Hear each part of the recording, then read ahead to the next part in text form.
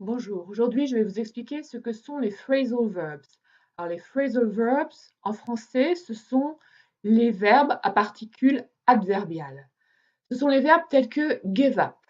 Vous connaissez give up, c'est le verbe give suivi de la particule adverbiale up. Give up a un sens différent de give. Give tout seul, cela signifie donner. Give up signifie abandonner, cesser de. Si je dis par exemple My friend gave up smoking 5 years ago, give up c'est le phrasal verb et smoking ça va être le complément d'objet direct du phrasal verb give up. On va dire que la particule adverbiale up va avec le verbe give et modifie le sens de ce verbe give. Alors à côté des phrasal verbs, c'est-à-dire des verbes à particules adverbiales en anglais, vous avez un autre type de verbe qui ressemble aux phrasal verbs et qu'il ne faut pas confondre. Par exemple, si je dis I am waiting for a call, le verbe wait ici est suivi d'un complément d'objet indirect qui est for a call. Ce complément d'objet indirect est introduit donc par la préposition for. For a call, du point de vue de la catégorie, c'est un groupe prépositionnel. Il commence par la préposition for. Et c'est pour cela que je dis que c'est le complément d'objet indirect de wait. Alors, vous devez vous interroger et vous dire, mais comment différencier d'une part I gave up smoking, comment savoir que up va avec give et que ce n'est pas up smoking le complément de give, et de la même manière, comment savoir que dans I'm waiting for a call, for est une préposition et n'est pas une particule adverbiale qui modifierait wait avec pour complément d'objet direct a call. Le test consiste à remplacer en fait le groupe nominal que vous trouvez après ce qui ressemble à une particule adverbiale ou une préposition quand vous hésitez. Vous remplacez ce groupe nominal par un pronom. Si je dis My friend gave up smoking 5 years ago, la particule adverbiale est à côté du verbe give. Mais si je remplace smoking par le pronom impersonnel it, la particule adverbiale, et c'est typique des particules adverbiales, va obligatoirement changer de place.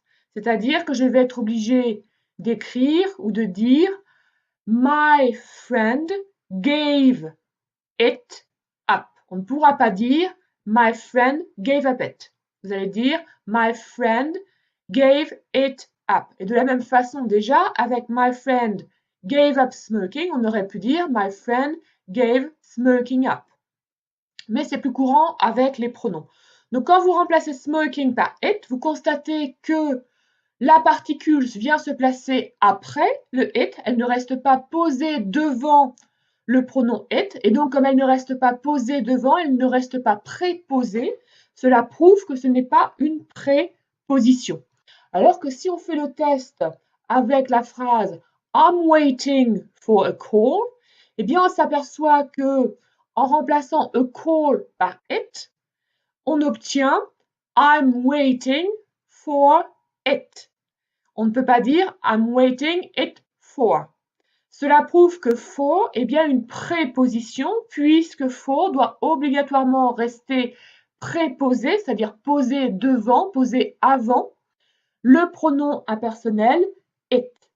Et c'est ce test qui va vous permettre de différencier une particule adverbiale qui modifie le sens du verbe d'une particule prépositionnelle qui introduit un complément d'objet indirect après un verbe entre guillemets normal. Donc vous avez d'une part des phrasal verbs qui sont les verbes à construction adverbiale, les verbes à particules adverbiales, et d'autre part ce qu'on appelle les verbes à construction prépositionnelle, c'est-à-dire des verbes qui sont suivis d'un groupe prépositionnel qui est le complément d'objet indirect.